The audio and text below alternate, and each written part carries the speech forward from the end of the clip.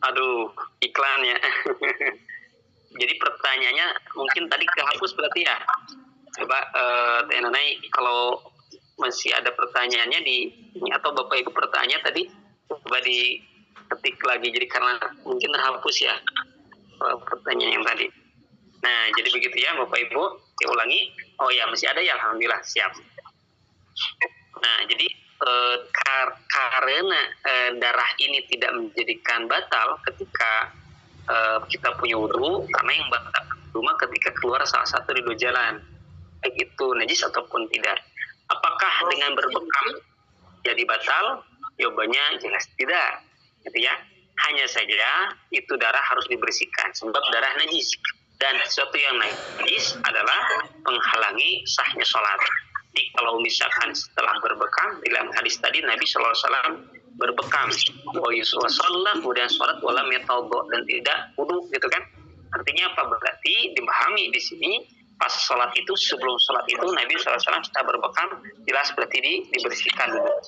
Ya, dan beliau bersahabat supaya tidak ada keluar darah atau supaya bersih, karena kalau masih ada darah najis. Ketika najis langsung sholat, ada najis maka sholatnya tidak sah, gitu ya. Nah, itu mungkin di hadis yang barusan. Oke, bisa dilanjutkan ke bawah nih. Wa an Muawiyah radhiyallahu anhu qala qala Rasulullah SAW al-ainu wika usahi. Nah, ini hadis ini unik nih. Al-ainu wika usahi. Kata Nabi Shallallahu Alaihi Wasallam, al-ainu, itu mata ya. Wika'u adalah tali atau penutup as-sahi, dubur. Mata ini adalah penutup dubur, atau mata ini adalah talinya dubur. Fa idza namat al-ainan, apabila tidur kedua mata, istadlaqa, maka terlepaslah al-wika'u, tali itu. Nah, jadi mata, kata Rasulullah SAW, adalah wika'u, tali as-sahi, dubur. Talinya dubur. Fa'idha namat, apabila tidur ini mata, al-ainan, istadlaqa, terlepaslah al-wika'u, talinya.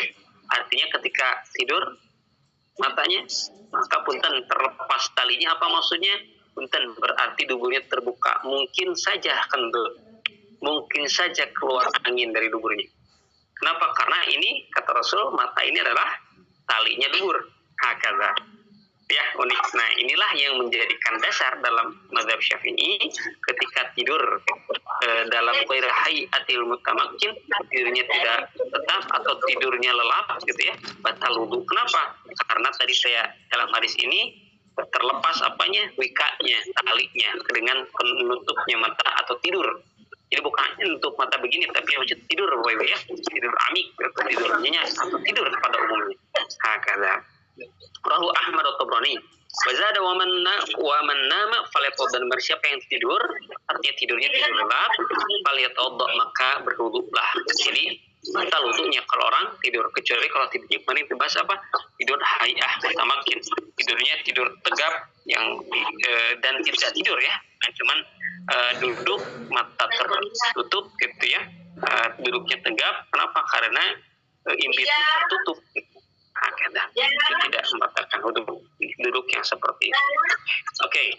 Wali Abi Dawud aidan an Ibnu Abbas radhiyallahu anhu marfu'an innama wudu'u 'ala man nama muttaji'an. Ya, wudu adalah bagi orang yang tidur muttaji'a, berbaring atau terlentang. Artinya bagi yang tidurnya bukan duduk tegap, bukan duduk mutamakkin. Hakadha. Oke. Wa an Ibnu Abbas radhiyallahu anhu.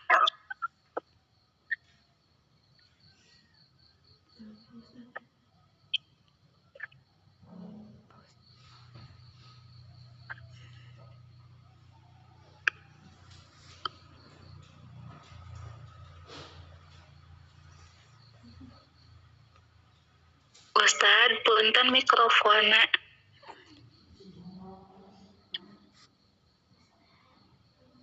Ainam.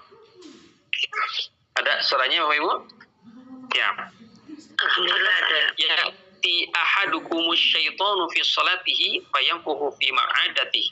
Jadi setan menggoda manusia bukan di luar salat, hatta di dalam salat pun menggoda manusia.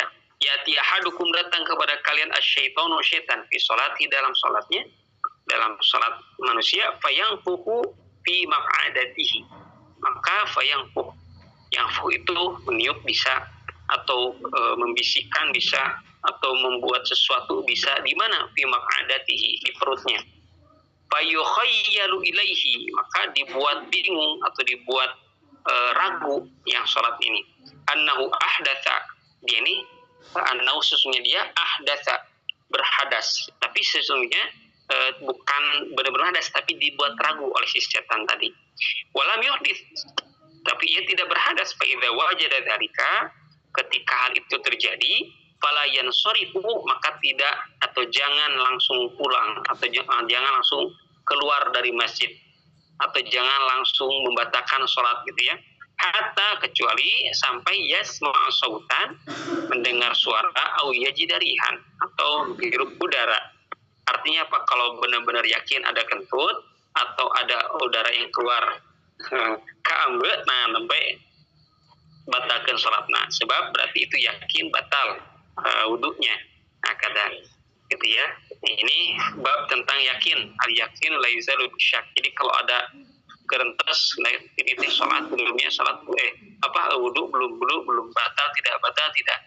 Bapak Ibu yakin saja tadi wudhu yakin wudhu, nah berarti tidak batal.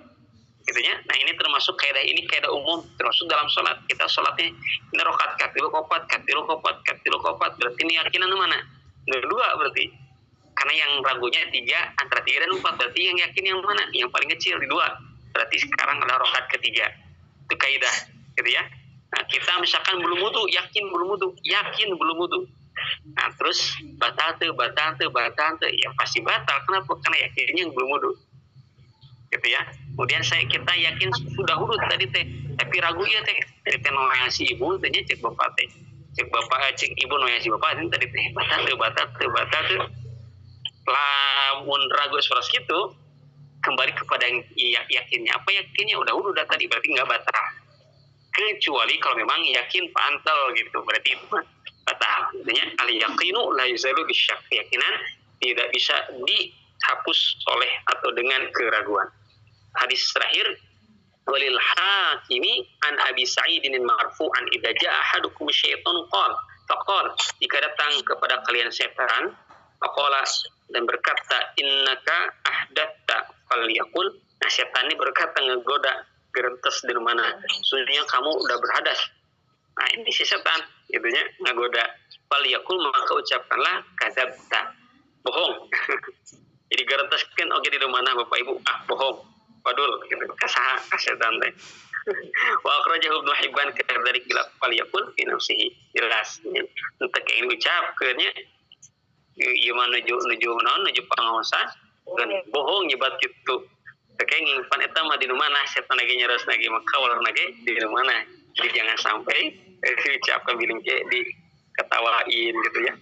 Dia nggak bicara sendiri. Itu haknya. Itu adalah hadis terakhir di bab nawaqidul wudu. Alhamdulillah, insyaallah besok kita masuk ke bab adab qada'il hajah, insyaallah tabaraka wa ta'ala. Adab apa? Adab qada'il hajah itu adab adab qada'il hajah, adab buang hajat. Insyaallah besok kita lanjutkan. Mangga ada pertanyaan kita baca, insyaallah kita diskusikan. Yang pertama dari Ibu Nuni Nurfoni,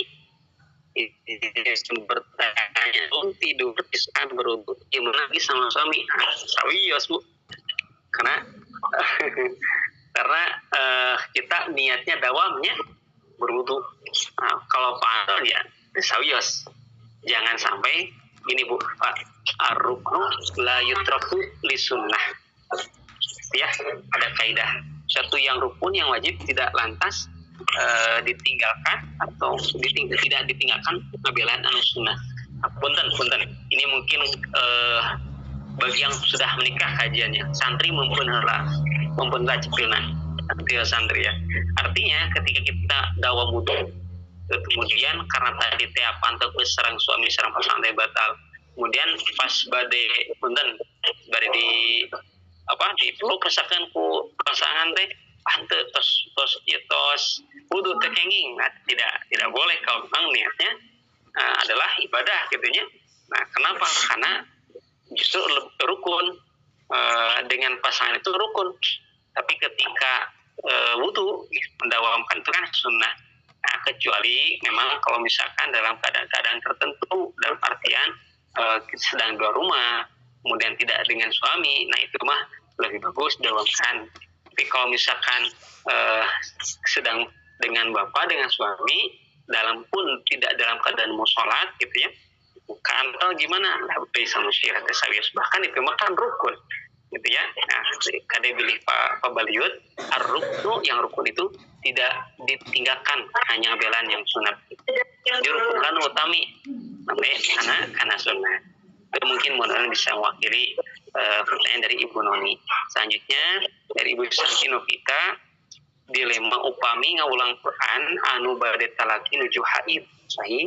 Dari segi klasifikasi Al-Quran abi kedah hangit Quran anu mana, karena bacaan dari hafalan seurjantan kedah ninggal Quran awal terus tepat, mohon solusinya. Oke, ini maksudnya artinya sebagai ustazah ya, yang muhafizahnya atau santrinya gitu ya, atau maksudnya ada santri yang sedang haid, yang mau tasmi. Oke, yang pertama, kalau kita sebagai muhafizah, sebagai ustazah, bagaimana mensikapi ketika datang bulan, kemudian ada tugas harus menerima hafalan Al-Quran anak-anak santri. Oke, diantaranya silakan boleh dengan mushaf dan dengan mushaf yang terjemah. Dengan mushaf terjemah. Di mushaf terjemah enggak serius ditinggal kayak gitu. Kenapa? Karena ini bukan pure Quran. Karena ini adalah terjemah. Itu lebih afdolnya demikian. Gitu ya. Oke, kemudian yang kedua, kalau sifatnya santri. Nah, di sini ikhtilaf ulama. Nah, di sini para ulama berbeda pendapat, bahkan dalam mazhab Syafi'i sekalipun. Ada dalam mazhab Syafi'i yang ketika seseorang santriyah sedang datang bulan, maka tidak lantas dia membaca, mentasmikan dan tidak menghafal, gitu ya. Nah, tapi kami mengambil pendapat sesuai apa yang pernah kami tanyakan ke guru-guru kami di sini, yaitu ketika santriyah yang sedang menghafal Al-Quran, posisinya dia adalah sebagai pelajar, maka baginya satu, kami disarankan memakai Al-Qurannya Quran terjemah. Kemudian yang kedua, silakan tasmi, tetap tasmi, karena posisinya ini adalah belajar, bukan ta'abud. Jadi bukan apa maknanya ta'abud, bukan sejak ibadah dengan membaca Al-Quran tersebut. Memang itu adalah ibadah gitu ya, tapi ada niat yang lebih urgen adalah untuk belajar. Insya Allah nanti kita buatkan slide khusus Bapak Ibu ya, nanti saya kirim di grup tentang bagaimana dilema atau membaca Al-Quran secara umum, memegangnya dalam keadaan suci atau tidak suci, dalam keadaan junub ataupun tidak. Insya Allah nanti dari pertanyaan Ibu Santi ini kemudian bisa terwakili, terjawab atau mewakili dari pertanyaan Ibu Santi ini dengan slide yang insya Allah nanti saya kirimkan. Khusus itu bab tentang pemegang membaca Al-Quran dalam keadaan non suci, insya Allah gitu ya. Allah alam bisawab. Kemudian dari Ibu Raisa,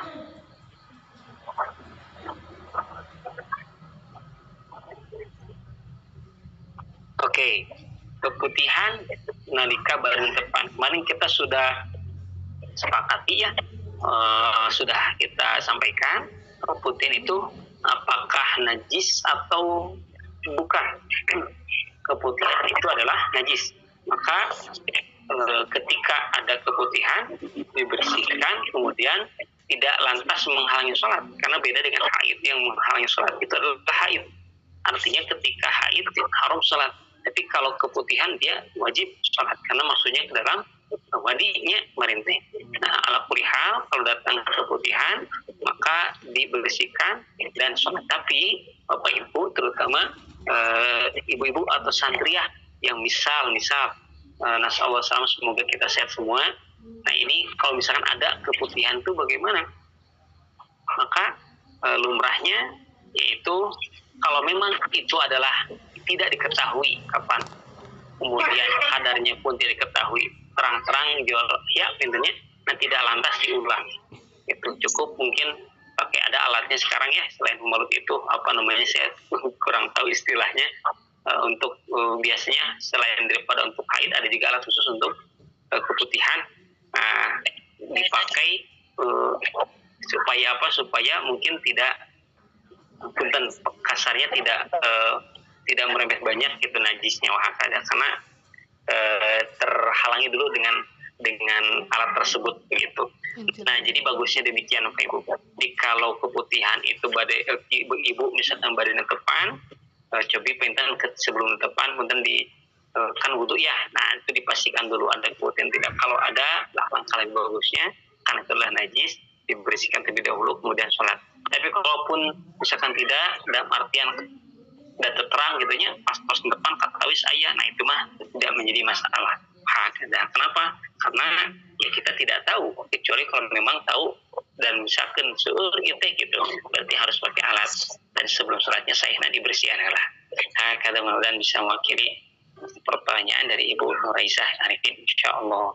Kemudian dari Ibu Siti Sofiah, jika sedang langgeng hadas seperti keputihan yang terus-menerus pada wanita untuk wudhunya, ini hubungan dengan pertanyaan dari Ibu Nuraisah tadi di atas ya, itu alangkah lebih baiknya ada sekarang ventilator ya, kalau tidak salah ya namanya Bu ya, kalau tidak salah ya. Nah itu ventilator itu ya dipakai. Jadi kalau misalkan terus-menerus, nah tadi kaidahnya sama. Kaidahnya atau hal kalamnya di sini adalah ad-daruriyat tubihul mahzurat. Satu yang darurat membolehkan apa yang awalnya dilarang. Nah, maka ketika keputihan ini terus-menerus, cukup angge ventilator kemudian sholat. Bisa muskilah. Kenapa? Karena darurat. Kalau misalkan terus-menerus tiap keluar kajaman heula, dibersihkan heula. Kemudian tersudu beresat kabar deui kajaman heula, dibersihkan heula gitu ya. Itu darurat. Maka tidak apa-apa cekap angge ventilator atau alat khusus untuk bisa menutupi itu supaya pariposna tidak keluar atau tidak merambah ke yang lain gitu. Ini cukup di tempat tersebut saja, maka tidak mengapa. Kaidahnya kemudian ikut mahdur kata insyaallah. Nah betul, analoginya seperti istihadah. Nah analoginya kira langsung sami seperti istihadah, karena perempuan yang istihadah adalah wajib tetap sholat, berbeda dengan yang haid. Ya betul Ibu Nuraisah Arifin, terima kasih terus di tambahan beres insyaallah lagi sebuah istihadah. Kemudian alhamdulillah masih banyak. Cukup ya Bapak Ibu, alhamdulillah tidak ada pertanyaan atau barangkali mangga Ibu ada yang mau menambahkan dari Bapak Ibu, terutama ini ibu-ibu dan santriah nih pengalamannya, dan kita yang santri harus tahu, barangkali nanti adik antum atau bapak ya, insyaallah nanti narasna bidika ka bapak Pak, bidika urang kayak narasna urang kali kumaha ya, insyaallah bakal terus terang, amin ya rabbal alamin. Kalau tidak ada, bagaimana ada yang ditambahkan barangkali dari ibu, dari bapak, dari santriah semangat. Mencuci biasa, mencuci.